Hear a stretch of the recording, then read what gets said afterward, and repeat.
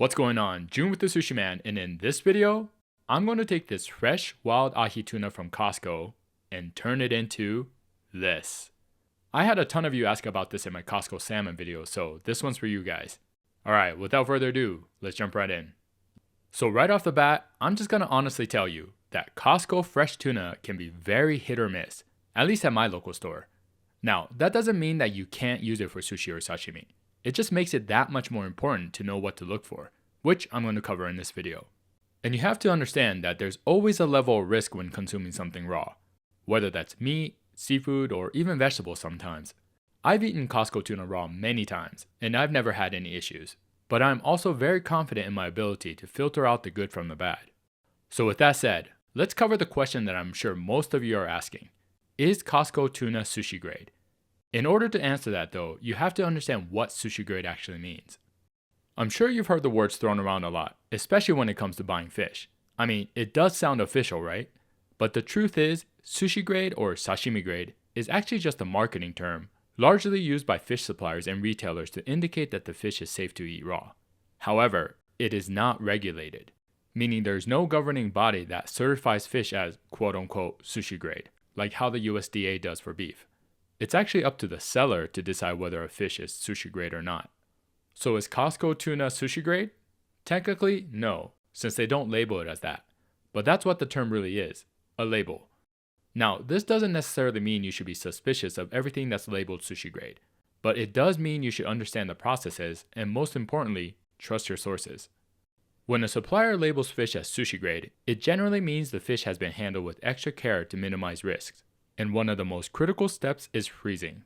The FDA requires that certain fish meant for raw consumption must be frozen to specific temperatures to kill parasites. Some fish, however, are exempt from this, such as large species tuna, like the tuna we have here, and also farm-raised salmon that's been fed parasite-free feed.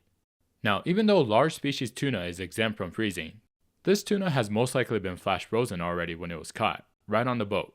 But if you want to be sure, just ask the fishmonger. Regardless of where you're buying from, talk to them. Most of the time, they're happy to share their knowledge. At the end of the day, the term sushi grade should be treated as a guideline, not a guarantee.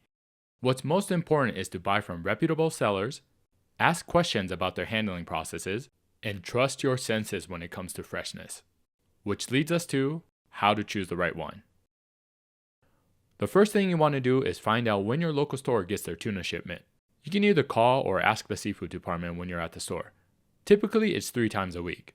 You can also look at the label and see when it's been packed. Obviously, the newer the better. Next, you want to look at the color. Tuna oxidizes very fast, so the meat will start turning brown as it gets older, and it'll be pretty obvious. Stay away from anything that's brown or pale gray. Instead, you want one that has a deep, rich red color to it. I bought this one yesterday, but didn't have time to make the video. And you can see how it's turning color already on the edges a bit.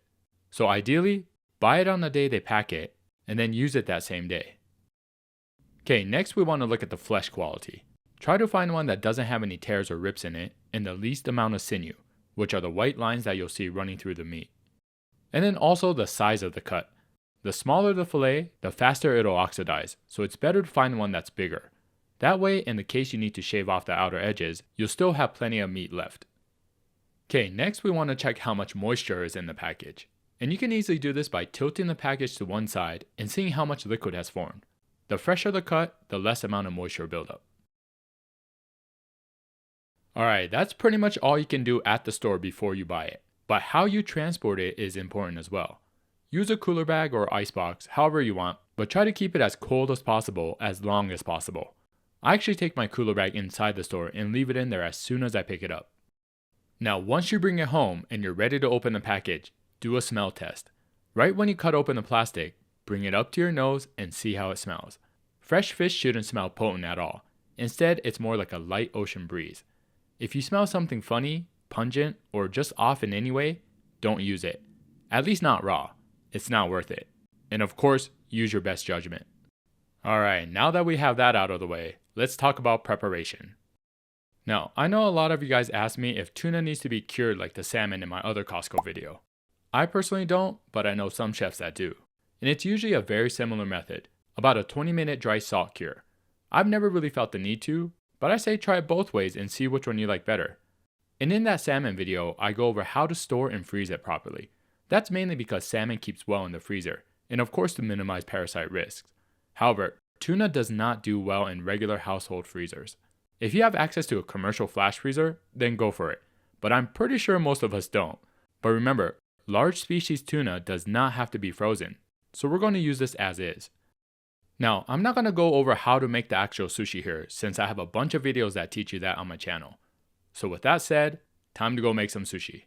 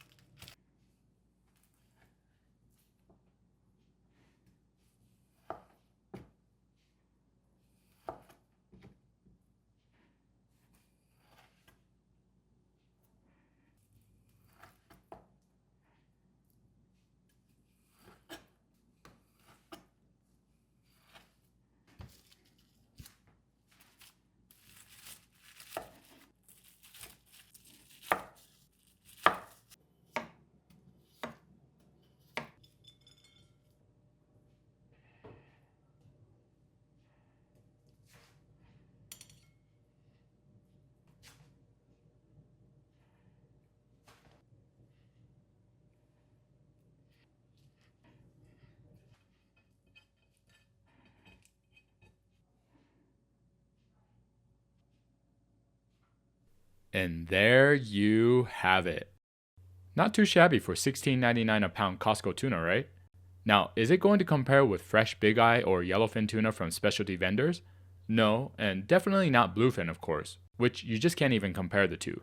But for the price and convenience, it's a pretty solid option. Again, as long as you know what to look for, which is absolutely crucial.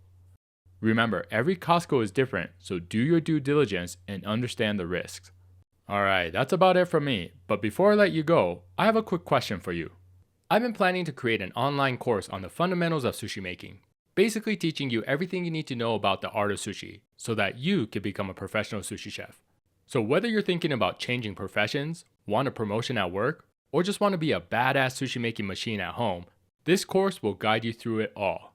If that's something that excites you or you would be interested in, do me a quick favor and just type in the comments yes or I would be interested. Your feedback will be greatly appreciated. Alright, hope you enjoyed the video, and as always, feel free to leave me any questions or comments below.